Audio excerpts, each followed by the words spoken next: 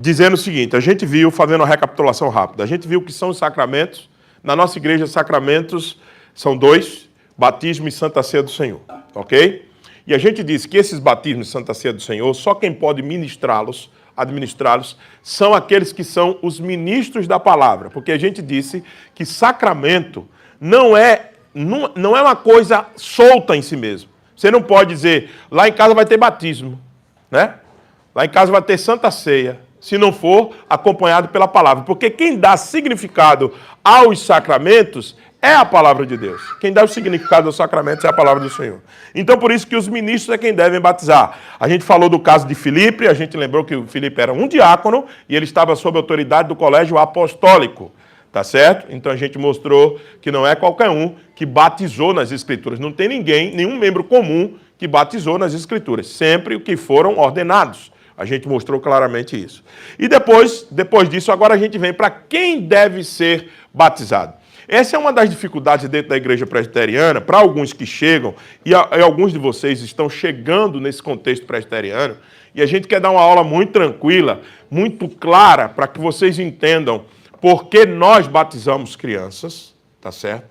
Para que vocês não tenham uma compreensão errada de que isso era uma coisa da Igreja Católica Romana, por exemplo. Não é.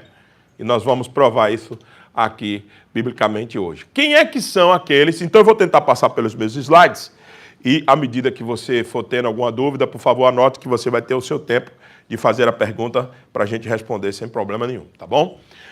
Quem deve ser batizado? Primeiro, os crentes professos.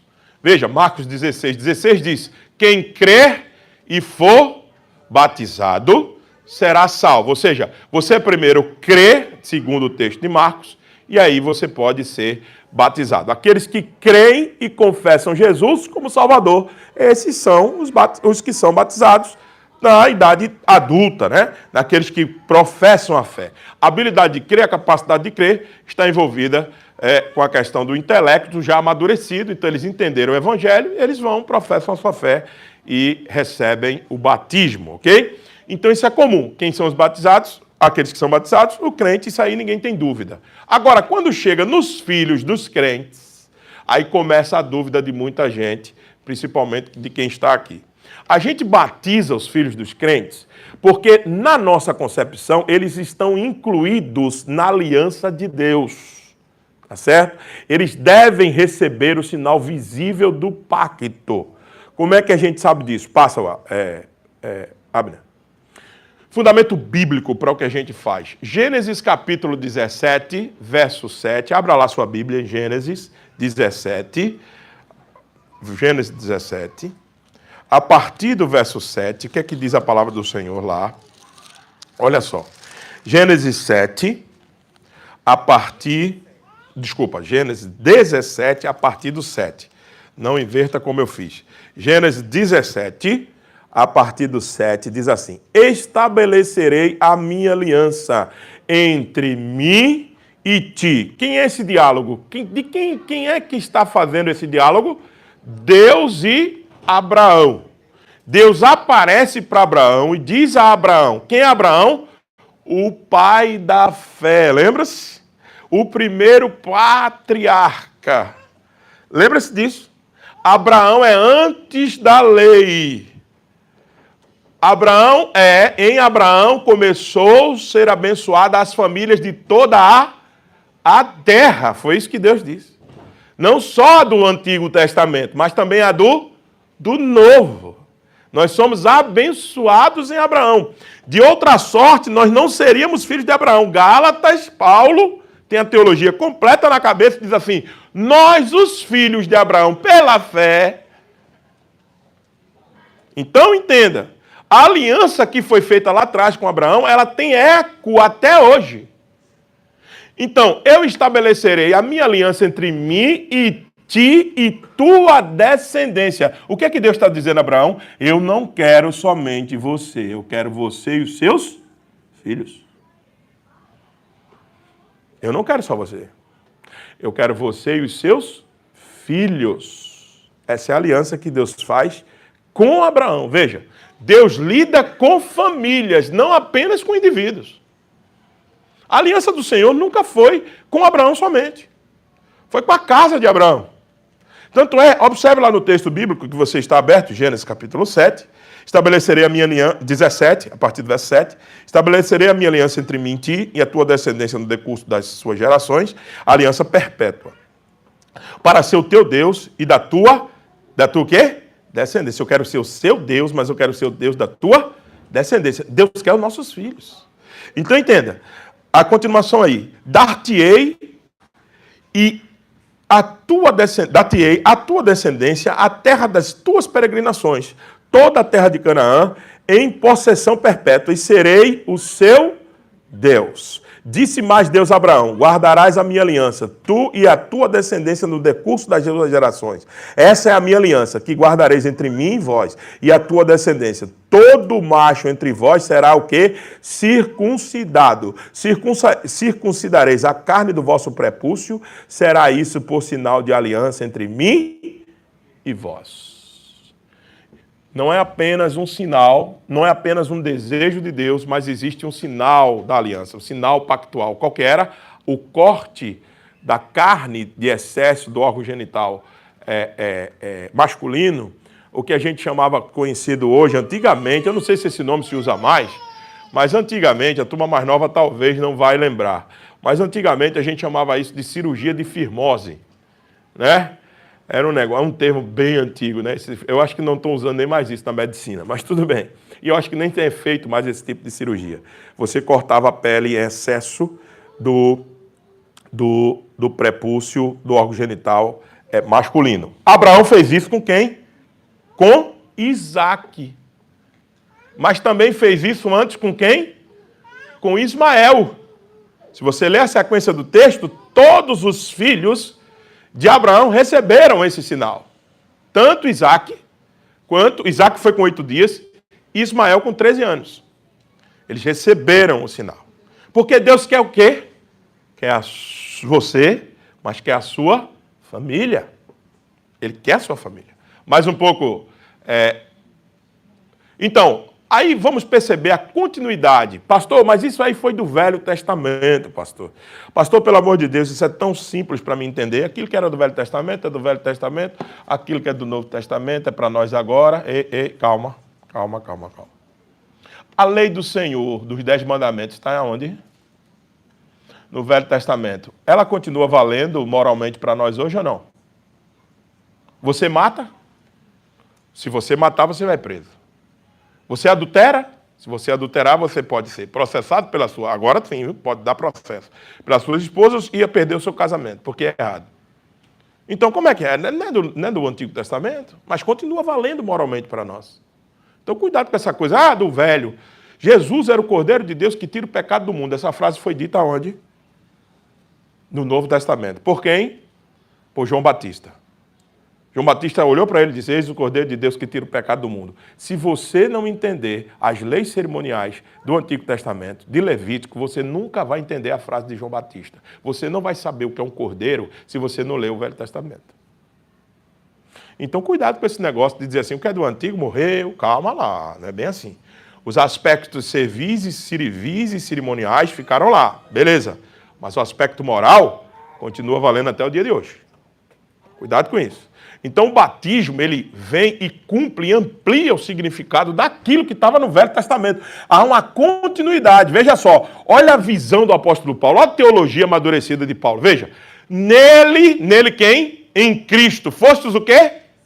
Circuncidados. Olha, o Novo Testamento usando a linguagem do Antigo. O Novo Testamento usando a linguagem do Antigo. Nele foste circuncidados, tendo sido sepultados com ele aonde? No batismo. Olha, no mesmo verso, na mesma passagem, tem o quê? A palavra circuncisão e a palavra o quê? Batismo, dizendo que agora o batismo é a continuação da circuncisão. Então, se Deus queria, lá no Velho Testamento, a família toda, no Novo Testamento ele quer o quê? A família toda. Se na velha aliança, na forma da dispensação da velha aliança, ele queria que fosse circuncidado, cortado no prepúcio do sexo masculino, agora no nova aliança, da maneira de fazer as coisas, não precisa mais o corte, precisa apenas a água, mostrando a purificação dos nossos pecados. Então, o batismo cumpre o que a circuncisão fazia, mas o batismo amplia. Por quê? Porque a circuncisão ela era operada em mulheres no Antigo Testamento? Não. Entendeu a ampliação? Mas na cultura judaica, o homem representava a sua mulher. E no seu pai, as meninas estavam representadas. Certo? Agora, no Novo Testamento, não. Cristo vem e amplia toda a perspectiva, dizendo agora que mulheres... As crianças já recebiam o sinal, mas as mulheres também receberiam. Por causa da conversa dele no poço de Jacó, com aquela missionária, se lembra? Ele quebra a condição da mulher de inferiorizada e coloca agora a mulher no mesmo patamar dos homens. Tanto é que ela é missionária no meio daqueles homens, traz o pessoal dela para ouvir o Senhor Jesus. E ela é batizada. E agora as mulheres são batizadas. Coisa que ela não era lá. Então, o batismo reforça a ideia da circuncisão, mas amplia.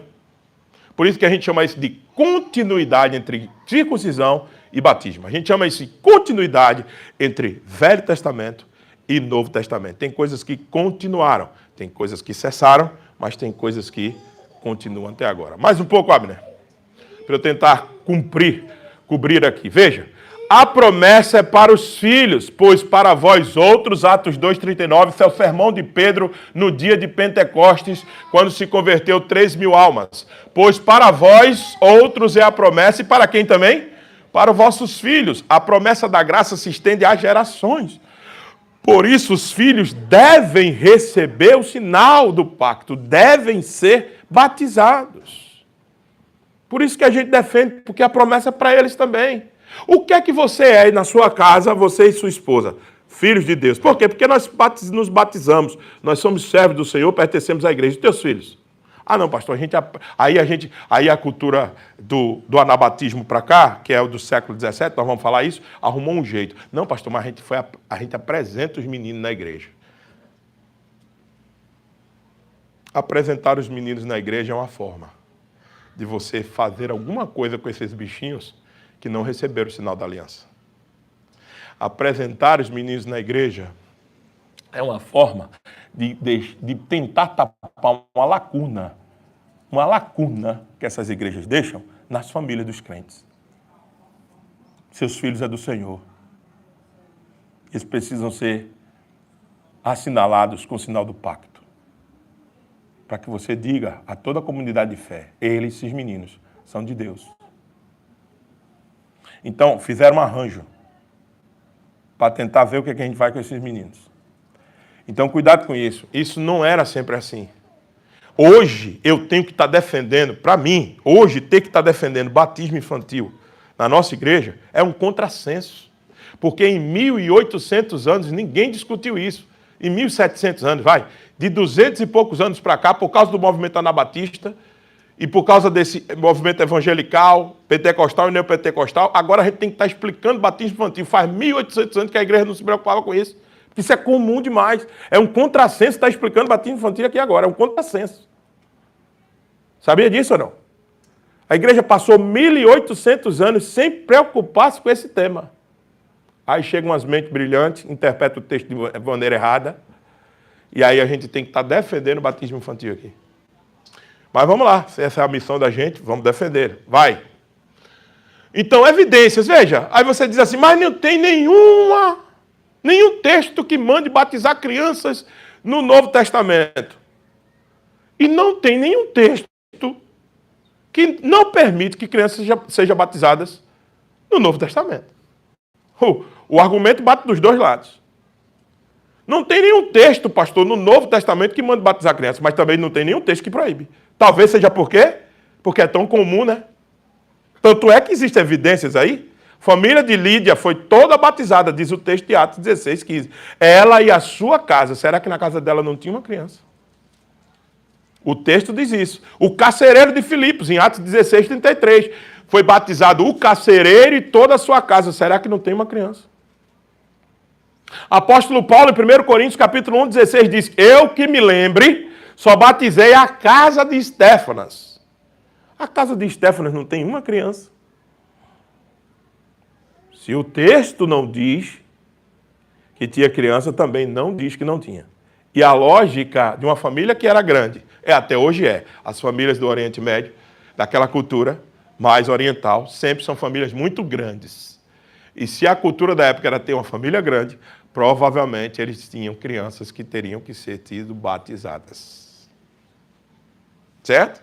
Então a evidência é mais para ter batismo infantil do que não. A lógica da aliança inclui famílias. E não tiram famílias. Não separam famílias. Só aqueles que creem. Vamos lá. Então, o testemunho da história. Irineu batizava todas as idades. Século II. Veja, isso é antes da igreja romana. Para você não dizer que a gente faz por causa da igreja católica. Tem muita gente que diz, os presbiterianos querem imitar o catolicismo. Não, a gente não diz que batismo salva. A gente faz porque a gente entende que isso é um sinal que vai abençoar a nossa família, que vai dizer que nossos filhos pertencem à aliança. Não estamos dizendo com isso que nós estamos salvando os nossos meninos. Não. Irineu fazia isso no século II, Orígenes fazia isso no século III, por causa da tradição apostólica. Agostinho fazia isso no século IV, remédio contra todo pecado original. Reforma, Lutero e Calvino mantêm o batismo infantil. Sproul, nos nossos dias aqui, o servo de Deus que morreu há uns anos atrás, está enterrado lá em Ouvido, lá no RBC, eu já passei por lá e vi todo o seu trabalho. Sproul, um excelente pregador, estudioso da palavra e também um bom presbiteriano, ele dizia o seguinte: romper com o batismo infantil é romper com a aliança. Você chegar e dizer assim, não vou batizar meus filhos, ok. Deus vai olhar para você e dizer assim, eu quero eles. Eu disse que queria eles. Aí você está dizendo para Deus, eu não quero lhes dar.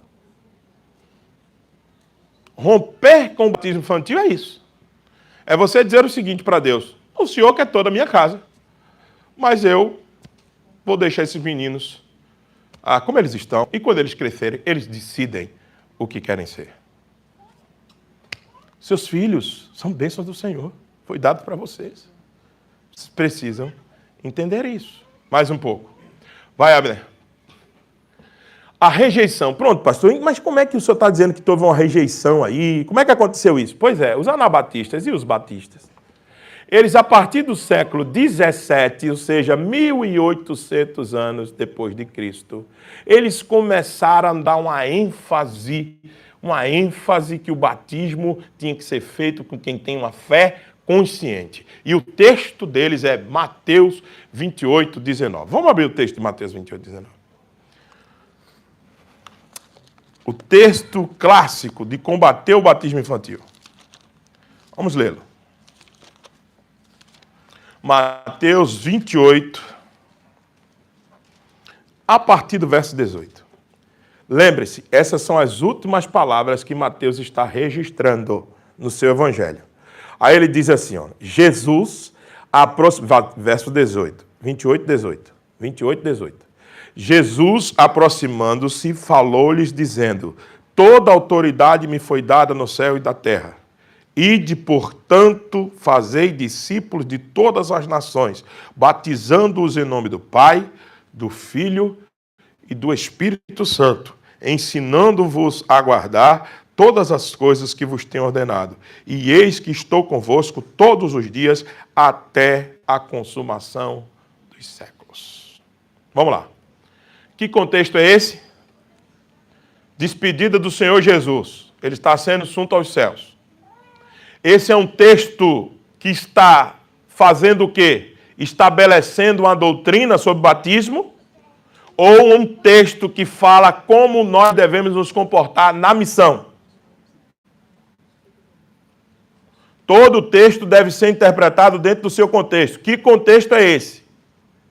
Esse é um texto de ensino sobre batismo infantil? Não. Não mesmo. Esse é um texto o quê? Missionário. Esse é um texto o quê? De missão. Como texto de missão, o Senhor Jesus disse mesmo, ide por todo mundo, pregai o evangelho a toda criatura, ide fazer discípulo de todas as nações. Quando eles crerem, vocês fazem o quê? Batiza-os. Claro, Jesus está ensinando como é o procedimento no campo missionário. Agora, Jesus está ensinando sobre batismo infantil aqui? É óbvio que não. Então, o texto que mais eles se debruçam é um texto que está fora do seu contexto. E fora do seu contexto, o texto não vale. Marcos 16, pastor, que o senhor leu. Quem crer, seja batizado. Não vou entrar nem no mérito do final de Marcos, para não confundir a cabeça de vocês. Vocês sabiam que nos melhores originais, Marcos só tem até verso 8? Não vou nem discutir isso para não...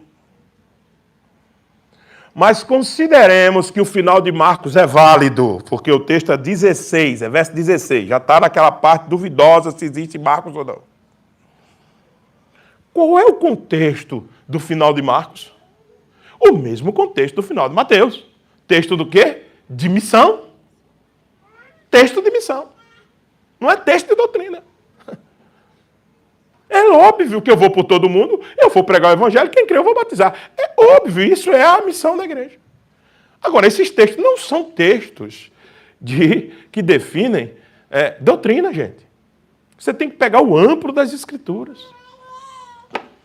E quando Jesus disse, deixai vir a mim as criancinhas, porque delas são o reino dos céus.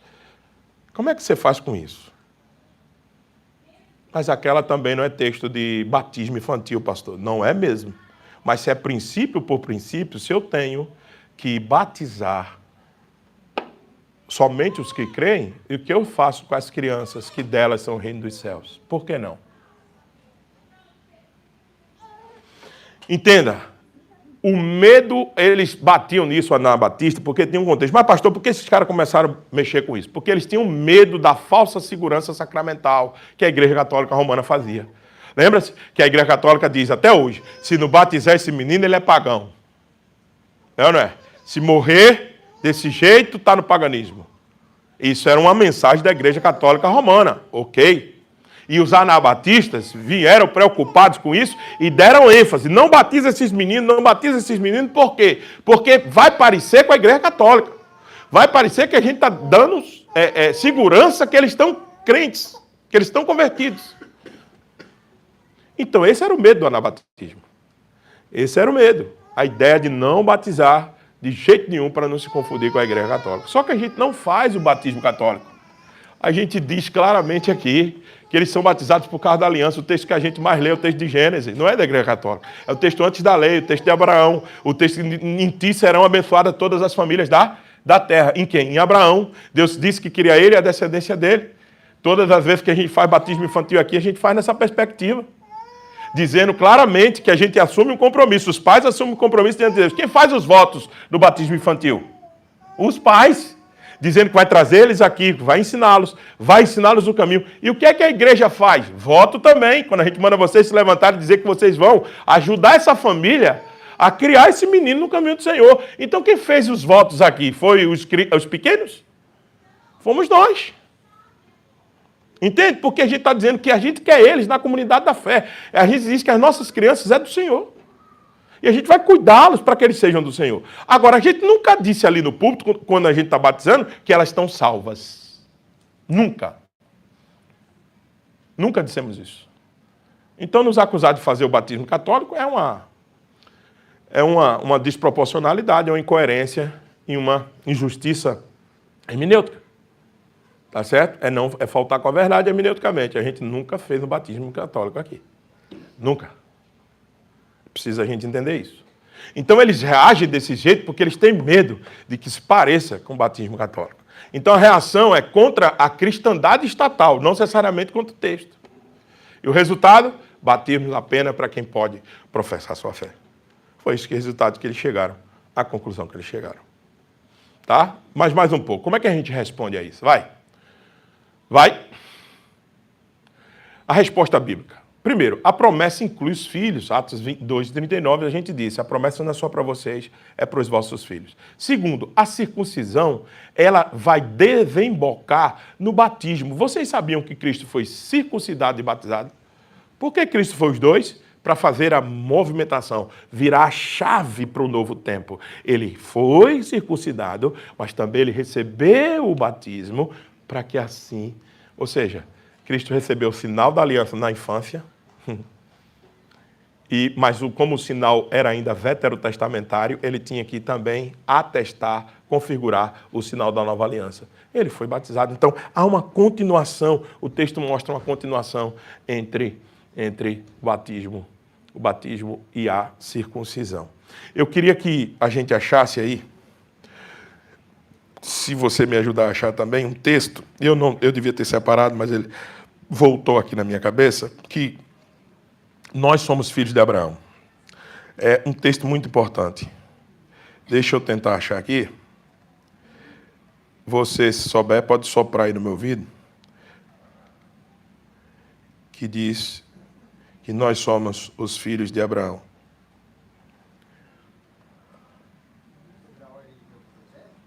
Não. É como filhos de Abraão mesmo.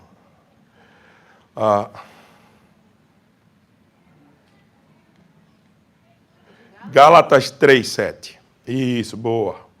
O pessoal está afiado aí. Vamos lá para Gálatas. Eu devia ter colocado esse texto, só me veio agora na cabeça. Eu devia ter colocado esse texto na projeção, mas abre aí, Gálatas, capítulo 3, por favor. Gálatas 3. Se não tirar da minha Bíblia, eu chego lá, já já. Gálatas, capítulo 3.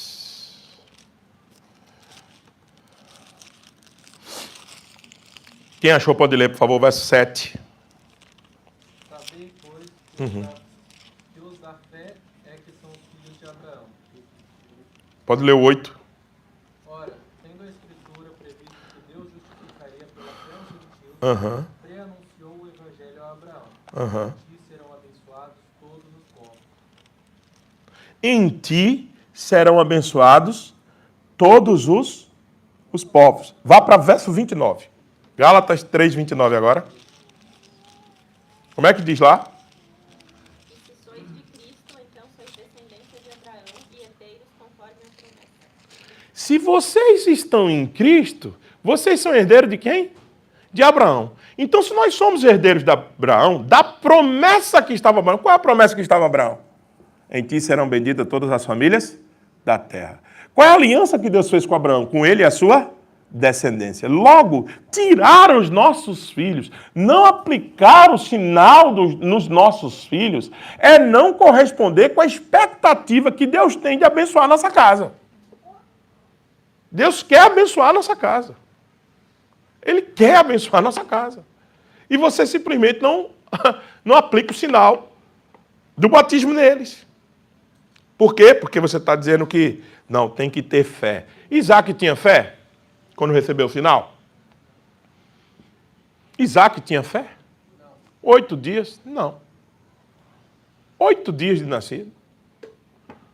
Então veja, o sinal não é, a fé não precede o sinal. A gente aplica o sinal na expectativa que a fé nasça no coração dos nossos filhos. Esse é que é o ponto. Foi isso que Abraão e a descendência dele fazia. Então, é muito importante que a gente observe isso.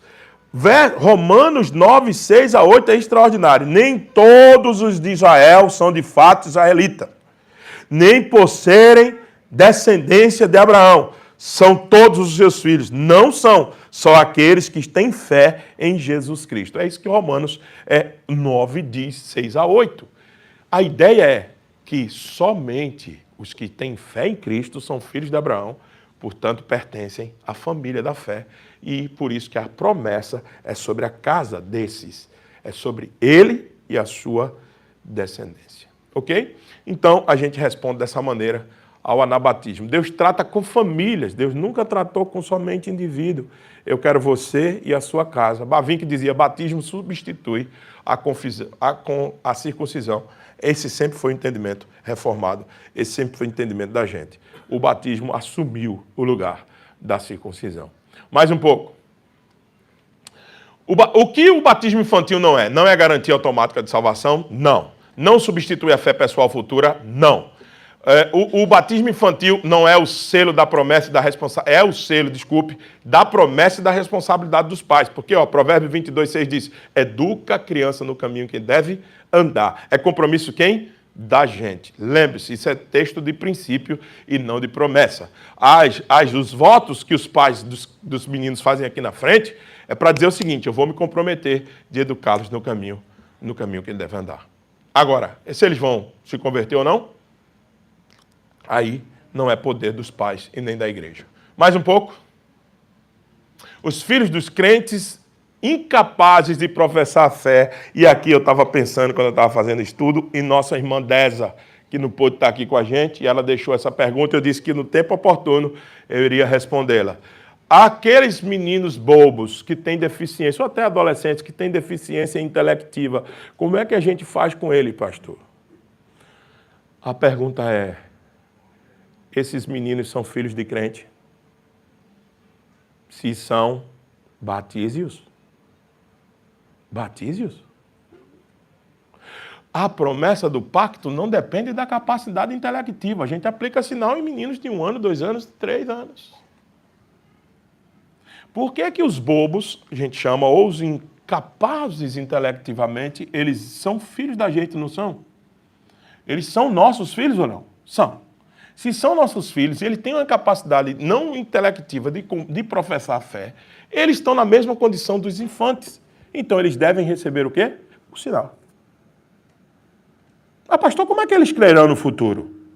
Ei, você já imaginou que um filho seu que você batizou na infância, e ele morre na infância, ele professou a fé dele?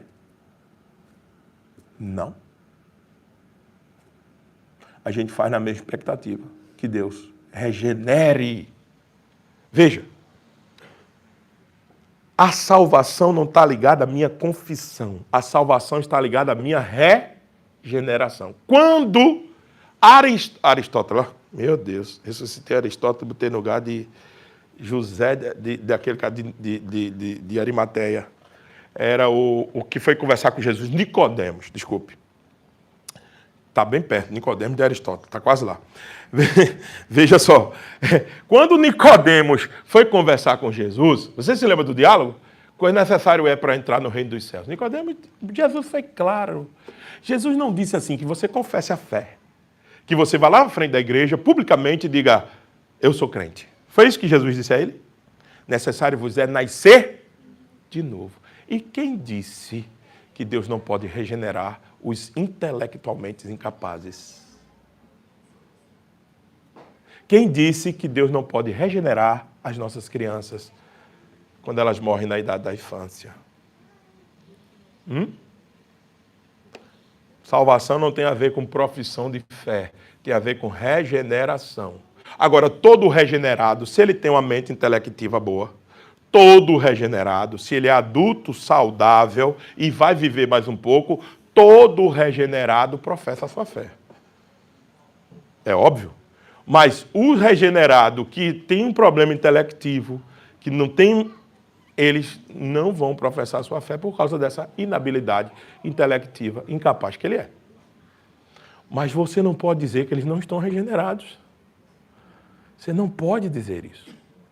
Então, veja, observe o que diz a nosso Westminster, capítulo 10, verso 3. Os eleitos que morrem na infância são regenerados e salvos por Cristo, por meio do Espírito, que opera quando, onde e como quer. Lembra-se que no diálogo de Nicodemos, Jesus diz isso. Aí Nicodemos diz assim, mas peraí, não entendi, necessário nascer de novo, eu tenho que entrar de novo no ventre da minha mãe, nascer segunda vez. Aí Jesus disse, não, necessário vos é nascer da água e do Espírito. Água a gente entende aquele texto, interpreta do nascimento físico. Eu e você fomos gerados numa quantidade de água que a gente chama aquilo de placenta. Não é? E depois esse é o nascimento físico.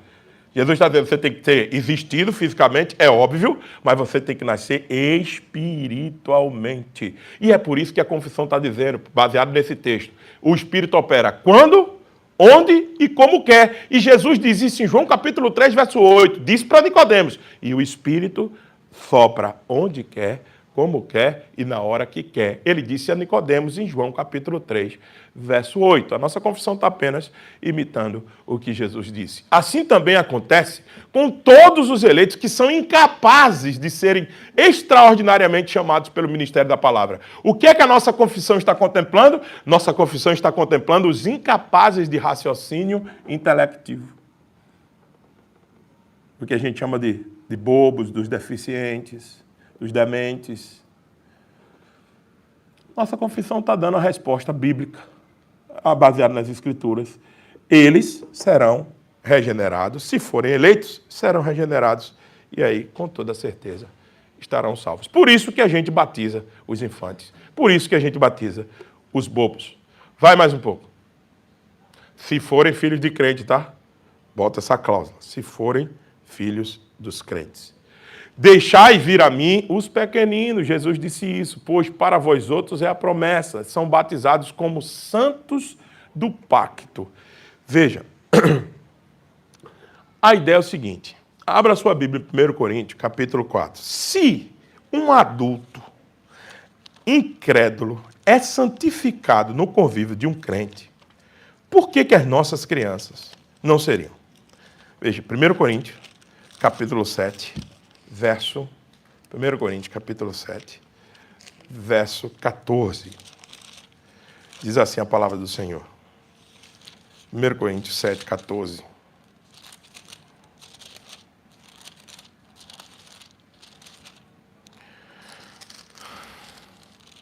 Sete, 14, diz.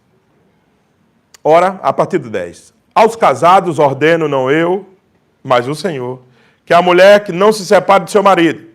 Se, porém, ela vier a se separar, que não se case, ou que reconcilie com o seu marido. E que o marido não se aparte de sua esposa. Aos mais digo eu, não o Senhor. Se algum irmão tem mulher incrédula, e esta consente em morar com ele, não a abandone. E a mulher que tem marido incrédulo, cuidado que isso aqui não incentiva você a casar com incrédulo. Isso aqui é quando os dois eram incrédulos e um se converte. Por favor, entenda o texto direito.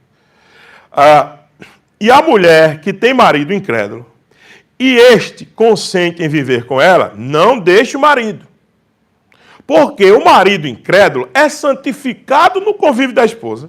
E a esposa incrédula é santificada no convívio do marido crente. De outra sorte, os vossos filhos seriam impuros, porém agora seus filhos são santos. Sabe como é que os filhos dos crentes são chamados? Dos crentes. São chamados de santos. Esse é o ponto. Aí você quer deixar os filhos do crente de fora da aliança. Ei, por isso que essa posição era a posição mais tranquila dentro da igreja. Depois de 1800 é que houve essa perturbação no meio da igreja com a questão do batismo infantil. Não há nenhum tipo de erro teológico você batizar suas crianças, porque eles são santos, eles convivem no lar de dois santos. E se um só for santo, eles também são santificados. Entenda isso. Então é por isso que a gente batiza criança, batiza bobo, se for filho de crente. Batiza incapazes, se for filho de crente. Por causa disso. Mais um pouco. Então, e a eleição, pastor, como é que fica? A confissão não ensina que todos os incapazes ou crianças são salvas, mas quem são os eleitos. A confissão disse, e a palavra de Deus diz, que todas aquelas que são eleitas serão regeneradas. Porque, veja, por que eu tenho que defender isso aqui agora? Porque nem todos os que foram batizados são verdadeiramente salvos. São? Os adultos? Quantos que receberam o sinal depois de terminar os seus dias no mundão aí? Quantos? Por quê? Porque o batismo não tem a ver com a eleição. O batismo tem a ver com a declaração de fé que a gente faz diante dos homens, mas quem conhece o coração internamente é Deus. Então, não é porque você aplicou o sinal aos seus filhos que eles agora são eleitos, são salvos, está tudo resolvido. Apliquei o sinal aos incapazes, agora está tudo resolvido. Não. A gente ora e persevera e trata eles como salvos. Porque a palavra de Deus diz que eles são santos. Salvação é pela graça, por meio da fé. E isso não vem de vós, é dom de Deus, diz a palavra. E eleição soberana de Deus, não por idade ou por mérito. Eu desconfio que a gente não pode cravar. Eu torço muito. Pastor, então todas as crianças que morrem na idade da infância, elas estão salvas? Eu quero torcer que sim. Eu oro para que sim. E quero consolar os membros da minha igreja que sim. Mas eu posso garantir? Não. Eu não posso garantir isso, porque senão eu estava dando uma condição para Deus, dizendo, Senhor, o Senhor tem que salvar os meninos. Talvez Deus tenha essa condição, mas as Escrituras nunca mostrou isso. Os incapazes, da mesma forma, eu quero crer que eles estão salvos, eles são santificados, a gente batiza eles, a gente ora por eles, a gente quer que Deus os regenere, ok, a gente torce, celebra, a gente quer ter expectativa de Davi, que disse que ia para encontrar o seu filho. Lembra-se disso? Quando o menino morre. A gente quer tudo isso. Mas a gente não tem textos em respaldo bíblico para cravar que todos os bobos estão salvos e todos aqueles que morrem na idade das crianças são salvos. A nossa confissão não disse isso. Os eleitos. Ela começa dizendo os eleitos que são salvos. E a palavra de Deus também. A palavra de Deus diz que a eleição é soberana, não depende de quem quer, nem de quem corre. Mais um pouco, para a gente concluir. Deus pode regenerar uma criança ou incapaz quando e como Ele quiser. João 3,8. Eu disse, claro que Ele pode. Os filhos dos crentes devem ser considerados parte da aliança, sim. E esperança da eleição, sim. Calvino diz, Deus adota os filhos dos crentes desde o nascimento, sim. São filhos de Deus, a gente diz que sim. Mais um pouco. Então, por que o batismo infantil é coerente com o Evangelho? Porque revela a iniciativa da graça de Deus de buscar o perdido. Mostra que somos incluídos não por pacto, não por mérito, mas por promessa. Mais um pouco. Vai. Expressa a continuidade entre o Antigo e o Novo Testamento. E o batismo infantil reafirma o caráter comunitário da fé cristã. Nós somos um corpo e nunca uma parte. Você não pode ser igreja em casa. Você não pode ser corpo sozinho. A fé é comunitária. É aqui que Deus derrama da sua bênção e vida para sempre. É o Salmo 133. Ó, quão bom que os irmãos vivam em união. É ali que o Senhor ordena a sua bênção e vida para sempre. Então, o batismo infantil reafirma o caráter comunitário da fé, das famílias, e a gente quer que todas as famílias aqui, elas sejam salvas. Mais um pouco. Então, algumas aplicações práticas. Pais crentes devem criar os seus filhos na fé do pacto. Não apenas batizá-los, mas criar na fé. Não é só você trazer e aplicar o sinal e depois você não ter compromisso nenhum de ensiná-los. Não vai adiantar nada. A igreja deve acompanhar e discipular as famílias. Mais um pouco. Crianças incapazes devem ser amadas, instruídas, incluídas dentro da limitação de cada um. Nós temos que abraçar aqueles que têm problemas emocionais, os incapazes. Agora tem uma gama do autismo, não é? Então a gente tem que abraçar como nossa família, família da fé. Abraçar esses meninos. Por isso que a gente tem um cuidado com nossas crianças, porque eles são também parte do corpo de Cristo. Eles são o quê? Eles são o que, afinal? Um acessório que a gente traz domingo para a igreja porque a gente não tem onde deixar? Não, eles pertencem à comunidade. Por que vocês acham que todo domingo a gente fala para eles aqui? Porque a gente quer a fé no coração deles, quer ver eles crescer em fé. Então, meus irmãos, a gente não está brincando com os filhos de vocês. A gente quer abraçar os filhos de vocês, porque vocês, como família, pertencem a Deus. Agora, a gente faz isso com todo mundo. Agora, isso é garantia que todos que estão aqui serão salvos? Eu espero que sim, eu torço para que sim, para que cada domingo entre aqui só os salvos. Para que eles vão até o fim e perseverem. Agora eu não posso garantir isso. Não é? O batismo é o início da jornada pactual, não é o fim da jornada, é apenas o início. Vai mais um pouco. Quem batiza são os ministros, quem deve ser batizado, os crentes, profetas, filhos da aliança, tudo isso baseado na palavra do Senhor. Então eu sei que é um tema controverso, eu sei que às vezes você foi exposto a um pensamento totalmente contrário do que eu acabei de dizer para você, mas eu quero que você fique à vontade se você tiver alguma pergunta. E quero que a gente receba toda essa instrução, orando muito ao Senhor, perguntando a Deus se isso é verdade ou não, e eu estou à disposição de ir para maiores esclarecimentos. Mas eu queria abrir agora para a pergunta que você possa ter sobre esse tema. Tá bom, meus queridos? O Emerson está aqui com a gente, você só é levantar a mão e ele vai até você e fala com você. Alguém? André?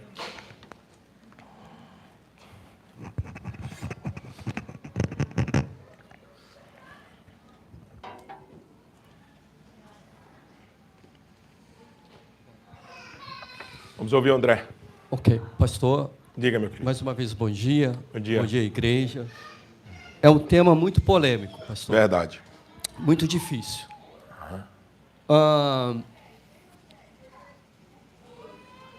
O senhor usou o termo correto, condição. Quando Jesus fala, deixa vir os pequeninos, porque os reinos, Jesus não coloca uma condição, na minha visão, tá, pastor? Isso. Ele não coloca uma condição de salvação para as crianças. Não. Ele não coloca. Não. E para o adulto ele já coloca, quando ele diz para o adulto, quem crê e for batizado, é uma condição. Uhum. Então, por muito tempo, de onde eu venho, eu creio que a criança está salva. Por quê? É uma criança, não tem pensamento de maldade ainda, não tem conhecimento da realidade, e eu não vejo, até então, não via, como uma criança ser penalizada por ter cometido algum mal, por não estar consciente. Diferente do homem, do adulto. Por isso que eu vejo que são distintos para a criança e para o adulto. E o senhor começou citando algo que há muitos anos eu venho trabalhando. A Bíblia não está dizendo que é para batizar ou não batizar. No mundo jurídico, começou uma máxima há 20 anos atrás, assim, o que não está na lei é porque não é proibido. Aí começaram os magistrados a utilizar, não está na lei, então não está proibido. Só que isso começou a dar errado depois, tanto que eles não utilizam mais isso. O que não está na lei não está proibido, então pode ser feito. E a igreja também começou a usar esse discurso. O que não está na Bíblia, então também pode. Inclusive, tem igrejas usando esse jargão para justificar porque as mulheres podem ser pastoras. Exatamente. Eu gostaria, com a sua sabedoria, o seu conhecimento vasto, explicar, porque eu não consigo ver uma criança que, às vezes, faleceu porque com leucemia, vai para o inferno ou vai para o céu? Perfeito. Tá bom? Obrigado, André. Vamos lá, vamos cobrir as duas questões do André. Primeiro, que nenhuma criança... A sua primeira ideia estaria totalmente correta se as crianças nascessem sem influência de pecado. Aí você estaria correto na sua primeira afirmação. O problema é que Salmo 51, verso 5, diz assim: eu nasci na iniquidade e em pecado me concebeu a minha mãe. Então a criança não é neutra. Ela nasce pecadora. E a gente está lidando com um pecador e não com um inocente. Todo mundo que nasce em pecado não nasce inocente. Só deixar crescer, porque se a sua proposta inicial fosse correta, a gente teria um ser humano até na idade infantil e depois a gente fluía de algum lugar outro ser humano na idade adulta. Não, é o mesmo. É o mesmo pecador. É o mesmo que nasceu em pecado. Então essa é a doutrina que a gente considera da depravação total, que todos nasceram em pecados. Todos já nascem debaixo do juízo de Deus. Todos. Absolutamente todos. Não tem como você deixar, André, a criança numa condição de neutralidade diante de Deus até que ela chegue à idade da razão. Tanto é que quem teve filhos aqui, você teve, viu logo muito cedo a manifestação pecaminosa nesses meninos. Muito cedo. Nunca esqueço de uma cena que Maria Vitória deu uma tapa na cara da mãe dela, ela tinha para completar 1 ano de idade, porque a mãe rejeitou dar a chupeta para ela. E a gente teve que, com 1 ano de idade, corrigi-la e tirar a chupeta. Ela passou a noite toda sem chupeta para poder ela entender. Nunca mais ela deu na face da mãe. Então, tanto o pecado quanto a correção dele, desde muito cedo, é um eficaz. Você tem que entender isso. Então não há neutralidade. Se você diz assim, eu sempre entendi que elas eram inocentes, elas nunca foram. Nunca nasceu anjinhos. Nasceu pecadores. É isso que as escrituras dizem. Por mais que a gente ame essas crianças, por mais que a gente queira abraçá-la, mas nasceu pecador. E logo elas estão debaixo do juízo de Deus, desde que nascem. Esse é o ponto. Desde que nascem. E se eles morrerem na idade da infância, só a regeneração do Senhor pode ter salvado eles. Entende? Porque a condição não muda porque eles morreram. Ah, tadinho, eles morreram. Não, eles morreram como pecadores. Então, o que tira eles da condição é se o Senhor interviu na situação, e a gente espera que tenha intervido, que todas as crianças realmente que morram na infância sejam salvas. Eu torço e oro e peço a Deus que seja assim. Só que a gente não tem respaldo bíblico para cravar isso, dizer que todos... Aí eu criei uma condição na salvação de Deus. Todas as crianças. Tá? É isso. Segunda proposta. Excelente, André. Excelente o seu argumento de que é isso mesmo. Não só no ambiente jurídico, mas no ambiente hermenêutico, eclesiástico, a gente prefere fazer só o que as escrituras dizem e não deixar esse loco, esse vácuo na interpretação legal de que se a Bíblia não diz que não faça, ou se a Bíblia não proíbe, eu posso fazer. De jeito nenhum. A gente também entende, é o nosso princípio hermenêutico, inclusive vai ser trabalhado amanhã no discipulado, que a gente só faz o que a Bíblia ordena. Tá certo? O que ela ordena. Então, quando eu uso o argumento de que não existe textos que proíbam o batismo infantil, eu estou usando não o argumento, eu estou usando contra-argumentação daqueles que dizem que não eram para batizar as crianças. Entende? Porque eles usam disso, e aí eu estou usando o contra-veneno, o contra-resposta é o seguinte: eles dizem que não tem nenhum texto que diga que batiza, mas não tem também nenhum texto que diga que proíba. Aí a gente empatou o argumento, mas eu nunca deixei a pergunta sem resposta. Por que a gente batiza? Porque a gente está baseado na circuncisão, porque nós entendemos que a aliança com as famílias começaram lá em Abraão, e Abraão fez um sinal nos seus filhos. Entende? Então eu não estou me valendo do vácuo legal para batizar. Não, eu estou me valendo da relação do argumento. O argumento é: não tem texto que mande batizar. Eu estou usando o argumento dizendo, não tem texto que diga que não batize. Anulei isso daqui, aí volto para praticar o que a Bíblia mandou eu fazer, e não pelo vácuo da lei. Porque a gente faz baseado na aliança que Deus fez com Abraão, e nós somos filhos de Abraão, e em Abraão todas as famílias da terra são abençoadas. Foi isso que diz o texto. Então, é por isso que a gente batiza com muita tranquilidade, tá? Porque a gente entende que esses filhos são santificados no convívio das famílias cristãs, tá? Ok, André? Ok, mais gente? Diga, Johanna. Pastor, uma dúvida.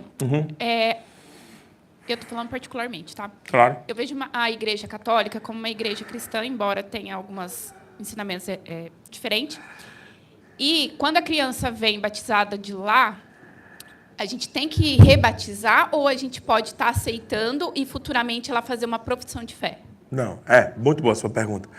A gente não pode fazer isso porque justamente o que eu disse na hora da aula, que a gente estava dando aqui a aula. Porque as bases do batismo da Igreja Católica são totalmente diferentes da base do nosso batismo.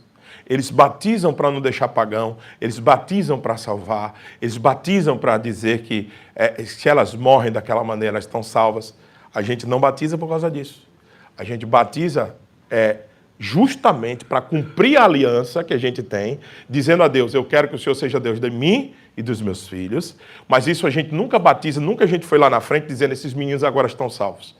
Entende? Então, é uma outra perspectiva. E a gente faz isso sempre em nome do Pai, do Filho e do Espírito Santo, não com poder na igreja, porque a igreja, na Igreja Católica, ela tem um poder acima das Escrituras. A Igreja Católica valida as Escrituras. A gente diz não. A gente diz que as Escrituras regulam a nossa fé. E a igreja se submete às Escrituras. Então, o batismo é completamente diferente. É uma forma completamente de enxergar. É dois mundos completamente distintos. E a gente faz não por salvar, mas para incluí-las na aliança que Deus tem com o seu povo. Só uma dúvida. eu entendi o que o senhor disse, mas assim, se a gente volta lá para a reforma, Lutero e, sei lá, Calvino, tudo, eles não tinham esse batismo como... porque, assim, já tinha Não. sido batizado. Ou eles rebatizaram também? Rebatizaram as crianças quando chegavam para eles rebatizaram. Porque eles entenderam que era outro tipo de perspectiva, era outro tipo de teologia, e todas as crianças que chegaram depois para Calvino e para Lutero, eles praticaram o batismo infantil mesmo, por causa da teologia em si. Tá? Ok, gente? Vamos... Alguém mais? Diga, Val. Eu vou ouvir só de voz e vou encerrar, porque já estão 13h. Eu estou aberto para vocês, a gente vai almoçar aí. Vocês podem conversar à vontade comigo. Diga lá, Valzinha. Pastor, Sim. eu tenho uma dificuldade tremenda com isso, porque Eu sei. a gente crê num Deus justo. Amém. E quando você pensa que esse Deus justo pode pegar uma criança que ela não teve escolha ainda, ela não conseguiu, né, chegar na sei lá, idade adulta para decidir se ela quer ou deixa de querer, whatever. Aí esse Deus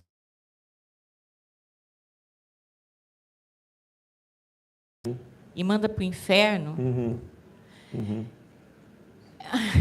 Eu entendo. me dói. Eu sei. Dói também a mim.